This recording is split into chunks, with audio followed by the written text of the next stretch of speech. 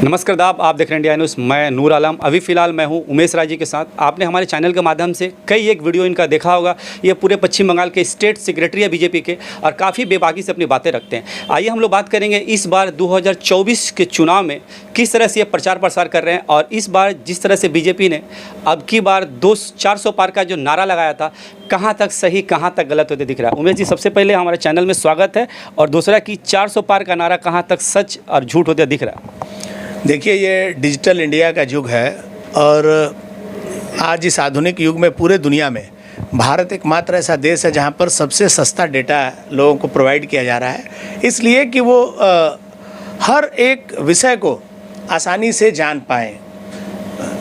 Mobile, Android phone सबके हाथ में है और लोग आज सब कुछ जान रहे हैं। ऐसे में 400 पार क्यों, ये भी देश को जानकारी पूर्ण रूप से मिल गई है। सरकार बनाने के लिए तो 300 का भी ज़रूरत नहीं है, उससे कम में सरकार बन जाएगा। तो बीजेपी तो यही बोल सकती थी ना कि पिछली बार मेरा 303 था, इस बार हम उससे अधिक लाएंगे। बीजेपी का 400 पार मतलब 2/3 बहुमत के साथ, पूरी मजबूती के साथ इस बार सरकार में आना है। और भारत के यशस्वी प्रधानमंत्री जी ने कहा है कि इस बार का चुनाव आम चुनाव नहीं है। आपको पता ही होगा, जनरल इलेक्शन हम लोग बोलते हैं लोकसभा के चुनाव को, तो ये आम चुनाव नहीं है, ये खास चुनाव है। ये चुनाव सिर्फ 5 साल का चुनाव नहीं है, ये चुनाव भारत के आने वाले 25 वर्षों का चुनाव है। जिस दिन देश भारत का स्वाधीनता का 100वां वर्ष मना रहा होगा, उस दिन देश पूरी दुनिया का नेतृत्व करने की क्षमता रखे, इस पूरी परिकल्पना के साथ इस बार का चुनाव हो रहा है। और निश्चित तौर पर भारतीय जनता पार्टी सिर्फ अपने लिए नहीं, भारतीय जनता पार्टी का जो गठबंधन है एनडीए के लिए हम लोगों ने 400 पार का नारा दिया है। उमेश जी, जिस तरह से आप कह रहे हैं कि काफ़ी दिन बाद बीजेपी देखा जाता है कि टारगेट बड़ा लंबा सेट करती है। 2047 का टारगेट सेट किया गया, उस बार 2047 में चुनाव ही नहीं पड़ रहा। नहीं, आप अभी भी नहीं समझ नहीं पाए। भारत की राजनीति में कुछ ऐसे दल हैं जिनको कल का भी होश नहीं है, वो आज के बारे में सोचते हैं। आज ये पैसा दे दिए तो तुरंत पलट के ख़त्म हो जाएंगे। बहुत ऐसे राजनीतिक दल हैं जो दल ही ख़त्म हो गया। ये भारतीय जनता पार्टी है जिसका नाम से ही आपको समझ में आ जाएगा कि यह राजनीतिक दल का नाम पड़ा क्यों। आपको पता है, जब 1980 में भारतीय जनता पार्टी बनी, उस समय देश में बहुत सारे राजनीतिक दल थे, तो भारतीय जनता पार्टी का गठन क्यों हुआ? भारतीय जनता पार्टी का गठन हुआ सांस्कृतिक राष्ट्रवाद के लिए, भारत में राष्ट्रीयता का प्रचार प्रसार करने के लिए, भारत का आध्यात्मिक सांस्कृतिक राष्ट्रवाद के लिए भारतीय जनता पार्टी का गठन हुआ। और हमारा लक्ष्य है कि भारत को परम वैभव पर ले जाना है, भारत माता का जय जयकार। जैसे अतीत में भारत का नाम पूरी दुनिया में था, हम उसको पुनर्स्थापित करना चाहते हैं। उसके लिए भारत के यशस्वी प्रधानमंत्री जी ने यह लक्ष्य तय किया है कि जब हम आज़ादी का 100वां साल मनाएंगे, चुनाव का विषय नहीं है, आज़ादी का जब 100वां साल मनाएंगे तो भारत दुनिया में एक मजबूत देश के रूप में दुनिया का नेतृत्व करे। इसलिए लक्ष्य आने वाले 25 साल का है। मजबूत देश नहीं है, एकदम है। 2014 की तुलना में भारत 2014 की तुलना में आज उससे 10 गुना ज़्यादा मजबूत है। 2014 के पहले भारत कर्ज लेने वाला देश हुआ करता था। हमारे पड़ोसी कुछ देश जिनके साथ हमारे कुछ समस्या चलते हैं, जिनका औकात भारत की तरफ देखने का नहीं है, वो भी हमारे सैनिकों का सर काट लेते थे, गोली आके देश में मार के चले जाते थे, रोज़ देश में बम ब्लास्ट कराते थे। आज 2024 का भारत है जो जिसके तरफ अगर नज़र उठा के देख लेता है तो उसका पैंट गीला हो जाता है। फिर से हम लोग चुनाव के लेकर के आ जाते हैं। जिस तरह से 400 पार का नारा लगाया गया था, फर्स्ट 2 फेज का जो इलेक्शन हुआ, देखा गया कि कहीं ना कहीं बीजेपी बैकफुट पे रही और जो विकास के मुद्दे थे छोड़ करके फिर हिंदू मुस्लिम वाला मुद्दा आ गया बीजेपी के द्वारा। कई एक स्टेटमेंट आपने सुना ही होगा, मोदी जी ने कई एक स्टेटमेंट, कंट्रोवर्शियल स्टेटमेंट दिया जिसके काफ़ी चर्चे भी हुए। आप भारत के प्रधानमंत्री से क्या उम्मीद रखते हैं? भारत का प्रधानमंत्री किस विषय पर चर्चा करे? आपने भारतीय जनता पार्टी का एक नारा था नहीं है, सबका साथ, सबका विकास, सबका विश्वास और सबका प्रयास। इसका मतलब समझते हैं आप? इसका मतलब है कि इस देश में रहने वाला हर व्यक्ति का विकास होगा, उसके लिए हर व्यक्ति को प्रयास करना है। आज भारत के प्रधानमंत्री जी ने जो विषय बोला है, वो विषय ऐसे उनके मुंह से नहीं निकला है। कुछ राजनीतिक दल इस देश में सांप्रदायिक जहर लगातार घोलते आए हैं। देश के अल्पसंख्यक समाज को, विशेष करके मुसलमानों को, उन्होंने बरगला के रखा है। आप सही मायने में देखिए तो 2 विषय इस भारत के स्वाधीनता के बाद 2 विषय पर राजनीति सबसे बेसी हुआ।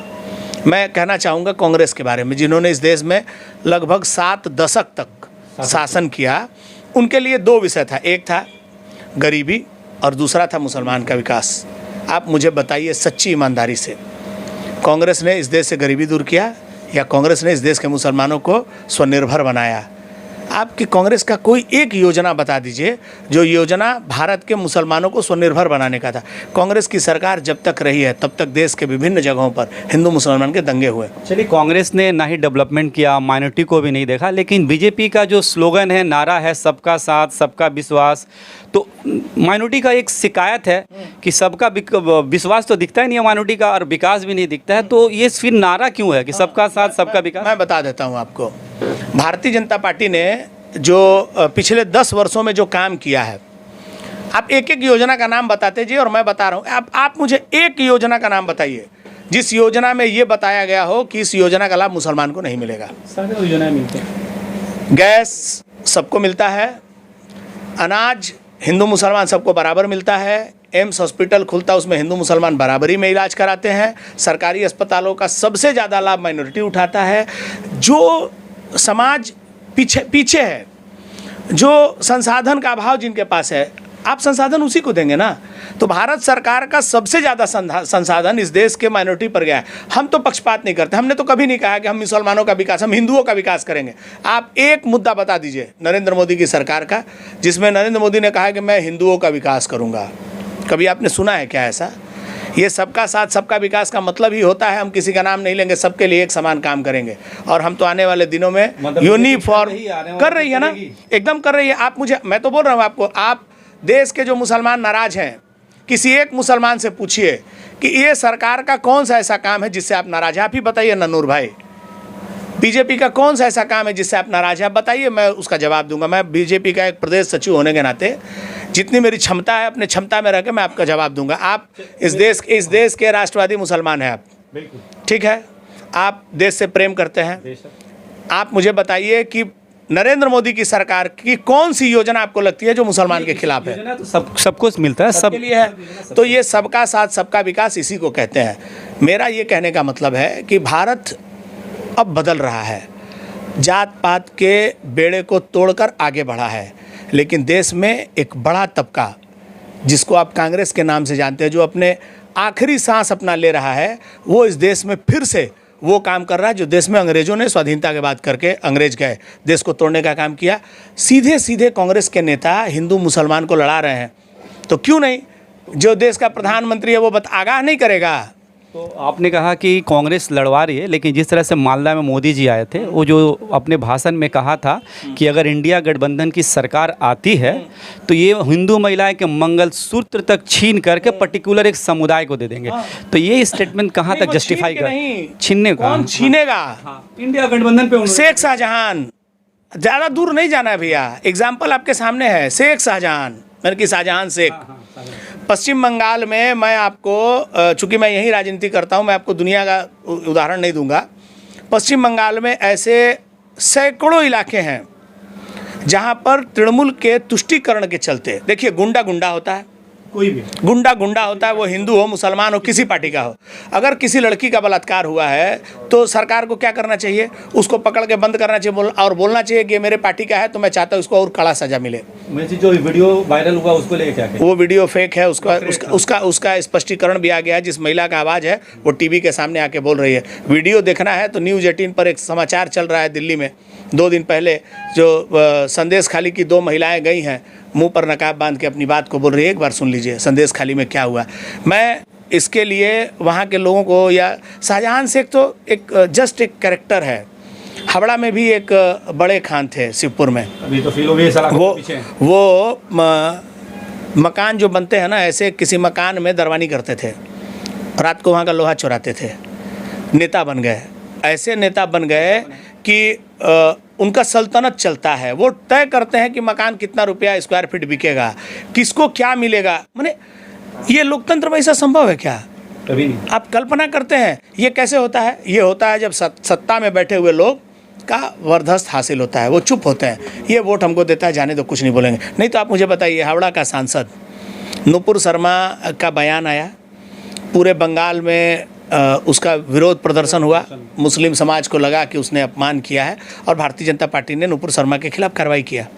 लेकिन यहीं पर सांसद प्रसून बनर्जी आके पिलखाना में सिर्फ मुस्लिम लोगों को देख के उनके मुंह से ऐसे कैसे निकलता है, वो आके क्या बोलते हैं कि क्या बात करता है बीजेपी वाला लोग, बोलता है मुसलमान क्या अंतरिक्ष से आया है क्या? ये मुसलमान इस देश में अकबर आया, बाबर आया, तैमूर आया, तब हिंदू तो भारत में था ही नहीं। हिंदू कहाँ रहता था? सिंधु नदी के किनारे। कौन बोल रहा है? Elected MP. उसका एमएलए क्या बोलता है इसी इलाके का? जब हिंदू इलाका में जाता है तो बोलता है कि जो व्यक्ति पैदा होता है इस धरती पे वो हिंदू पैदा होता है। मैं आपको अभी वीडियो दिखा दूंगा। जो व्यक्ति पैदा होता है वो हिंदू पैदा होता है। जेरूसलम में मदर मेरी यीशु को होली वाटर पिला के क्रिश्चियन बना दी और मोहम्मद साहब छोटे छोटे बच्चों को कुरान पढ़ाकर मुसलमान बनाते हैं, लेकिन इस धरती पे जो पैदा होता है वो हिंदू होता है। कौन बोला पता है आपको? तृणमूल कांग्रेस का उत्तर हावड़ा का विधायक। उमेश जी, आपने विधायक जी का नाम लिया। कुछ दिन पहले जो हम लोगों ने अपने चैनल के माध्यम से चलाया था, जिस तरह से एक वीडियो वायरल हुई कि जा कर के गौतम चौधरी कुछ बिल्डिंग्स के सामने ये डरा रहे हैं, धमका रहे हैं, तो क्या एक्शन ले रहे हैं और कहाँ तक इस बात की सच्चाई है? सच्चाई तो हाथ कंगन को आरसी क्या, पढ़े लिखे को फारसी क्या। वीडियो साफ दिखाई दे रहा है। आप उत्तर हावड़ा में घूम लीजिए, मैं आपको 20 मकान का नाम बता देता हूँ जहाँ कल परसों रोज़ टीएमसी के लोग जाकर और लोगों को धमका रहे हैं। देखिए एक इनका क्या है समस्या। पहले ये विकास के नाम पर वोट मांगते थे। इन्होंने पश्चिम बंगाल में जो सीपीएम को भी नहीं किया वो सब कर दिया, उसके नाम पे वोट मांगते थे। फिर लक्की भंडार पे मांगे, नगर निगम का वोट लक्की भंडार पे, पंचायत का वोट लक्की भंडार पे, विधानसभा का वोट लक्की भंडार पे, लोकसभा का वोट भी लक्की भंडार पे। अरे भैया, लोकसभा का वोट से लक्की भंडार का क्या लेना है? इनको जब हिंदी भाषी इलाकों में वोट नहीं मिलता है तो इन्होंने अब तय किया है कि इनको वोट नहीं देने देंगे, इनको वोट ही नहीं देना है। तब ये लोगों को या तो बोल रहा है कि आप वोट दो मत, या फिर बोल रहे कि आप अगर वोट हमको नहीं दोगे तो वोट देने मत जाओ। अब हमको बताइए, जो व्यक्ति चुनाव लड़कर विधायक बनता है, भले बम मार के जीता हो, उस व्यक्ति के मुंह से ये शोभा देता है एक जनप्रतिनिधि जो संविधान का शपथ लेता है, वो मतदाताओं को बोलता है कि वोट देने मत जाना, तो हम समझ लेंगे वोट हमको मिल गया। आप कल्पना कर रहे हैं तृणमूल कांग्रेस का, जो आप बोल रहे हैं ना कि हम ग्राउंड रियलिटी लेके आए हैं। देखिए, यहाँ पब्लिक बोलेगा नहीं, पब्लिक तो दिखाएगा। पब्लिक बोला, हम लोगों ने दिखाया भी अभी। पब्लिक आपको दिखाएगा। 4 जून को रिजल्ट आने दीजिए। मैं आपको भरोसा दिला रहा हूँ, चूँकि मैं शहर में रहा, शहर में राजनीति किया, मेरी पार्टी ने मुझे मौका दिया है बंगाल के सुदूर इलाके में काम करने का। मैं मेदिनीपुर पूर्व और पश्चिम मेदिनीपुर में 5 लोकसभा है, मैं उसका प्रभारी हूँ। और मैंने देखा है कैसे बंगाल के लोग बदले हैं, बंगाल के लोगों को अपना अस्तित्व बचाने का लड़ाई लड़ रहे हैं। मैं आपको बताता हूँ, तृणमूल कांग्रेस ने और कुछ किया या नहीं किया।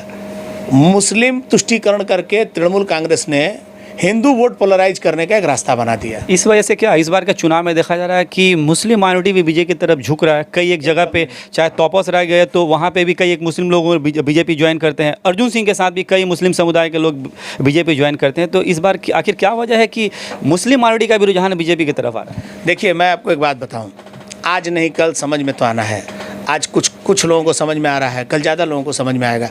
मैं आपको बताता हूँ, किसी भी इलाके में चलिए और वहाँ पे इमाम, वहाँ के धर्मगुरु को हटा दीजिए और वहाँ के कुछ लोगों को लेकर बैठिए, जैसे मैंने आपसे बात किया ऐसे बात करिए और उनसे पूछिए तो कि बीजेपी का सरकार ने मुसलमानों के खिलाफ क्या किया है।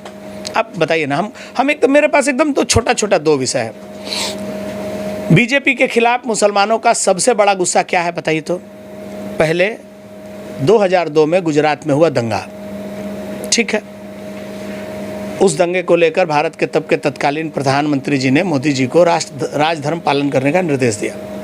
आप मुझे बताइए, 2002 और आज 2024, 22 साल में गुजरात में एक दंगा हुआ हो तो बताइए मुझे। एक दंगा क्या हो गया? मैंने वहाँ पे बीजेपी क्या सारा मुसलमान को खा गया है क्या? है ही नहीं मुसलमान। और मैं आपको ये भी बताता हूँ, सच्चर कमेटी की रिपोर्ट कहती है, मेरी नहीं, सच्चर कमेटी की रिपोर्ट कहती है कि पूरे भारतवर्ष में सबसे खुशहाल, सबसे समृद्ध मुसलमान गुजरात के हैं। तो भैया, आप एक गुजरात का कैसेट बजा के पूरा देश में देश की जनता को मोदी के खिलाफ, मुसलमानों को खड़ा कर दिए। और जो लोग यहाँ पर मोदी के खिलाफ, बीजेपी के खिलाफ सत्ता में आ गए, मुसलमानों को एक करके, उन्होंने मुसलमानों के लिए क्या किया? पश्चिम बंगाल में इमाम और मुअज्जिमों को कितना पैसा मिलता है? कितना? 1000 रुपया शायद 2000 ऐसे या अभी 500 रुपया बढ़ाई थी। 1000 वहाँ से लेके अपना गांव तक गाली देते देते गया।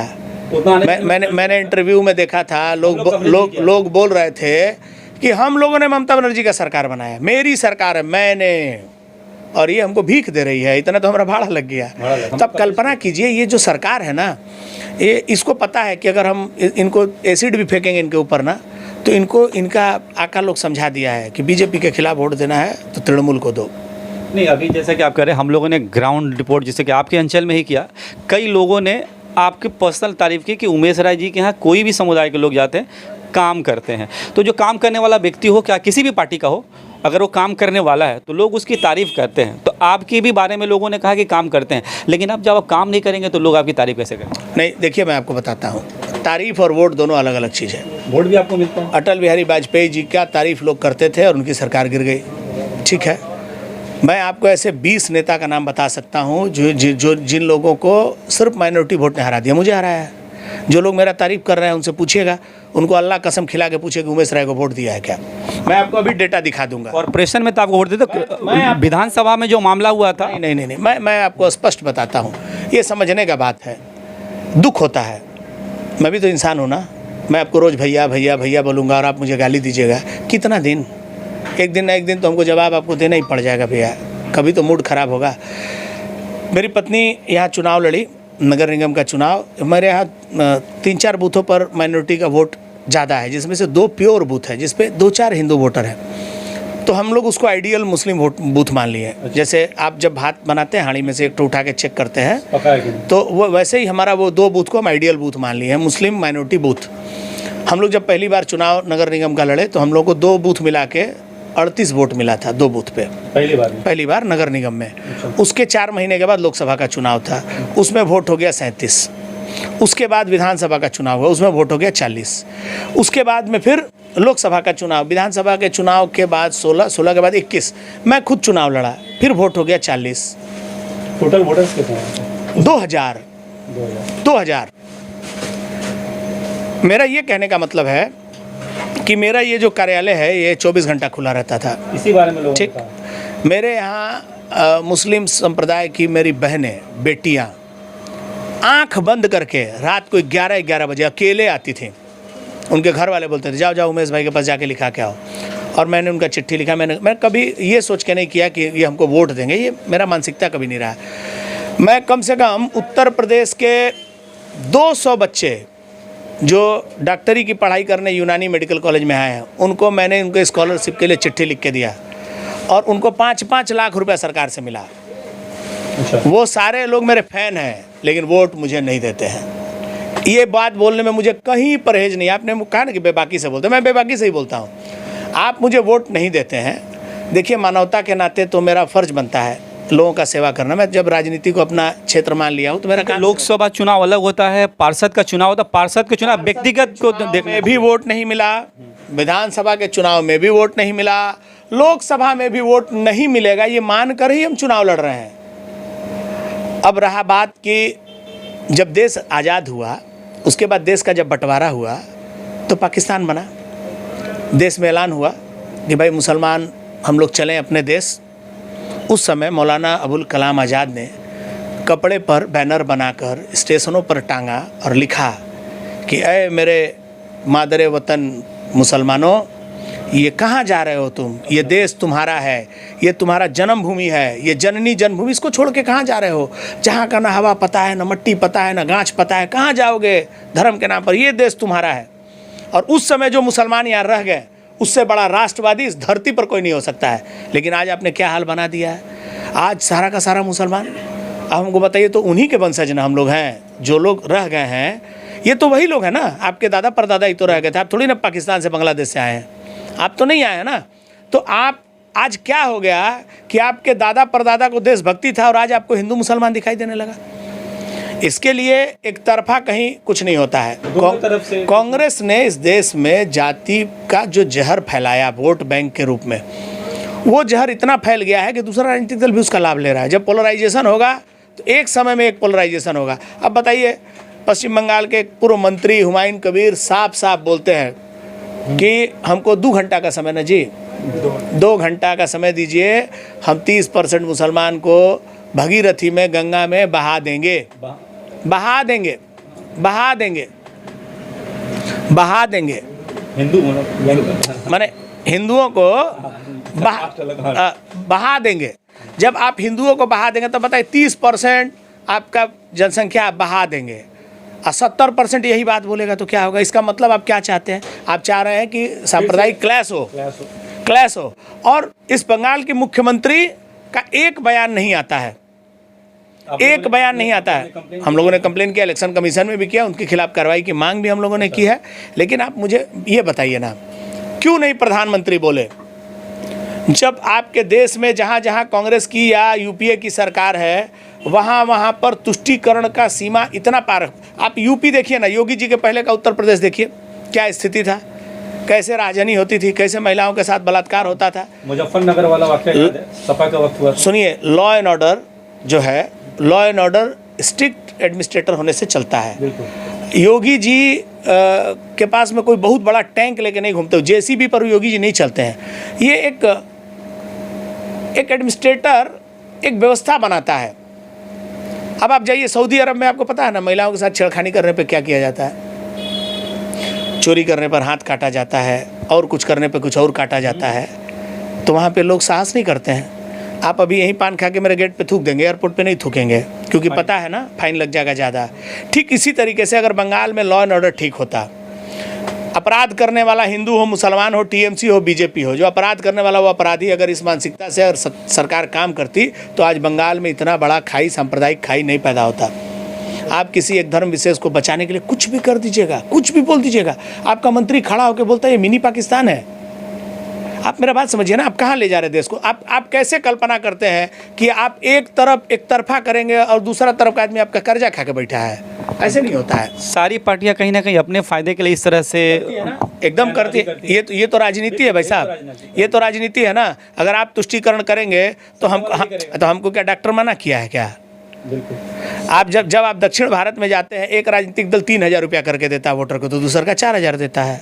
अब वहाँ पे आप बोलिए कि नहीं हम तो बहुत साफ सुथरा, मेरे को नहीं देंगे तो जमाना जब्त हो जाएगा तुम्हारा। अभी तो यही ट्रेंड चला हुआ है। केजरीवाल आया तो इलेक्ट्रिक बिल फ्री किया, ममता बनर्जी यहाँ पे लक्ष्मी भंडार के नाम के पैसा दे रही है, वहाँ पे मध्य प्रदेश सरकार कुछ और नाम पे पैसा दे रही है। तो ये चलता है। उमेश जी, ये रहा बात पूरी अपनी सियासत का। चूँकि आप हावड़ा के निवासी है, हावड़ा जो लोकसभा सीट है, यहाँ से क्या उम्मीद कर रहे हैं आप? क्योंकि 3 बार के प्रसून बनर्जी विनर रहे हैं, इस बार फिर कंटेस्ट कर रहे हैं। और रमज़ान में एक वोट बागान में वाक़या हुआ था, आपने देखा भी था। तो उस पॉइंट पे और इस बार के चुनाव को लेकर क्या बोलिए? देखिए, मैं 2-3 विषय है इस पे। एक तो प्रसून बनर्जी जी 3 बार के सांसद हैं और उनको अपने पूरे कार्यकाल में उपलब्धि गिनाने के लिए 3 बात भी नहीं है। मैं आपको चैलेंज करता हूँ, आप प्रसून बनर्जी से पूछिए, आपने अपने 3 कार्यकाल में कोई 3 उपलब्धि एज ए MP आपने हावड़ा के लिए 3 कोई समस्या का समाधान किया हो, नाम बता दो। क्या बोलते हैं? 17गाछी का अंडरपास, रेलवे का अंडरपास सांसद बनाता है महाराज, उसको तो आपको लिख के देना है और माथा पे चढ़ के बनवा लेना है। ये कोरोना के टाइम में, पूरे कोरोना में नहीं दिखे, कोरोना के बाद एक दिन निकले भी तो ऐसा लगा कि एलियन उतर आया है। यहाँ तक, हाँ देखे थे ना, यहाँ ग्लव्स पहने थे, लग रहा था कि जैसे कोई बीमार आदमी रोड पे। क्या जरूरत है भाई आपको? आप फुटबॉल खेलो ना, अर्जुन पुरस्कार पाए हो, इस बार कृष्ण पुरस्कार पा जाओ। आप मेरा बात समझिए, जिस सांसद के पास उपलब्धि गिनाने के कुछ नहीं है तो जनता उसको नकार दी है। जिस दिन उनका नाम घोषणा हुआ था उस दिन ममता बनर्जी के भाई, जिनका ज़्यादा समय हावड़ा में बीतता है, उन्होंने कहा कि ऐसे अयोग्य व्यक्ति को, नकारा व्यक्ति को तृणमूल कांग्रेस ने उम्मीदवार बनाया है, इससे हम लोग दुखी हैं। मेरा तो मन कर रहा है कि मैं इंडिपेंडेंट लड़ लूँ। बाद में ममता बनर्जी ने ये कह दिया कि मैं अपने भाई से रिश्ता तोड़ दूंगी। अगर ऐसा करता है, ऐसे स्थिति में जिस व्यक्ति को आपने टिकट दिया है, पूरा तृणमूल कांग्रेस हृदय से चाहता है कि प्रसून बनर्जी हार जाए। अब रहा कांग्रेस ही चाहता है पूरा मजा का बात यह है कि जो आप वोट बागान का बात बोल रहे हैं, ये भी टीएमसी का अंतरकलह था। मैं उसके बाद भी आपको बताता हूँ, हावड़ा में माइनॉरिटी इलाका का 95% वोट अकेले प्रसून बनर्जी को जाएगा। क्योंकि मुसलमान को लगता है कि तृणमूल के अलावा कोई मेरे पास ऑप्शन मोदी से बचाना ना, मोदी से बचाना है। ममता बनर्जी डर फैला रही है या हकीकत है? आपको क्या लगता है? मैं आपको बता रहा हूँ, ममता बनर्जी सीएए को एनआरसी बताती है। ममता बनर्जी को सीएए बोलना नहीं आता, का ची ची बोलती है। सीएए को बताती है एनआरसी। कैसे समझाती हैं? बीजेपी आएगा, आपको खा जाएगा, आपका दाढ़ी काट लेगा, टोपी नहीं पहनने देगा, आपको डिटेंशन कैंप में डाल देगा, वहाँ पानी में जहर मिला के खिला देगा, ऐसा दवाई मारेगा कि आप नपुंसक हो जाएगा। ये राजनीतिक एक व्यक्ति का ये वक्तव्य होना चाहिए, एक मुख्यमंत्री का। आप देश के संवैधानिक पद पर बैठे हैं, सीएए क्या है और एनआरसी क्या आपको समझना चाहिए। देश का गृह मंत्री, देश का प्रधानमंत्री खुलेआम बोल रहा है कि एनआरसी की कोई बात नहीं है। हम सीएए दे रहे हैं, क्यों दे रहे हैं? क्योंकि पूरे दुनिया में भारत ही एकमात्र ऐसा देश है जो हिंदुओं को संरक्षण दे सकता है। इसलिए उस ग्राउंड पर देश ने बिल पास किया, बाकायदे कानून संविधान में पास करके एक व्यवस्था लाया है कि पाकिस्तान, बांग्लादेश, अफगानिस्तान, इन सब देशों से जो वहाँ के अल्पसंख्यक हैं, हिंदू, सिख, ईसाई, बौद्ध, ये जो लोग हैं, ये अगर भारत में आए हैं पहले, अभी नहीं, जो पहले आ गए हैं उसका एक डेट लिमिट है, इस साल के पहले जो लोग आ गए हैं उनको हम नागरिकता देके अपने देश में बसाएंगे। क्योंकि ये जाएंगे कहाँ? इसमें मुसलमान को कहाँ खतरा हो गया भैया, कहाँ डिटेंशन कैंप का बात आ गया, कहाँ आपको आपके धार्मिक क्रियाकलाप पर हस्तक्षेप आ गया। देश का कोई ऐसा कोना बताए जहाँ बीजेपी की सरकार हो, वहाँ पर बोल दिया गया कि आप मुसलमान पक्का मुसलमान का पहला फर्ज है नमाज पढ़ना, एक बार दो बार नहीं 5 बार पढ़ना। आप बताइए कौन सी ऐसी सरकार है जिसने आपको नमाज पढ़ने पर प्रतिबंध लगाया है? आप नमाज मत पढ़ो, आप दाढ़ी मत रखो, आप टोपी मत पहनो, आप अपना धार्मिक आचरण मत करो। किसने मना किया? हमको एक उदाहरण दे दीजिए ना, एक उदाहरण दे दीजिए कि सरकार ने, कहीं बीजेपी की सरकार ने ऐसा किया। हम तो अपने तरफ से पिछले 1980 से लेकर आज तक दोनों हाथ फैलाकर बार बार आपको बोल रहे हैं कि आप मेरे भाई हैं, आइए हमसे गला मिलिए। दूसरा पीछे से आपको पकड़ के टान रहा है कि नहीं नहीं ये तो काट देगा, असली भाई तो हम है तुम्हारा, हम लोग एक माँ का औलाद है। ऐसा बोल बोल के हिंदू मुसलमानों के बीच जो विभेद पैदा किया गया, आज देश के लिए सबसे बड़ा थ्रेट यही हो गया। आम लोग कैसे इस तरह से बेवकूफ बने? देखिए, जब तक लोग समझेंगे नहीं, जिस छलावा में लोग हैं, देखिए एक ना एक दिन तो समझना ही है। जब तक लोग इस छलावा से बाहर नहीं निकलेंगे, आपको समझना होगा ना।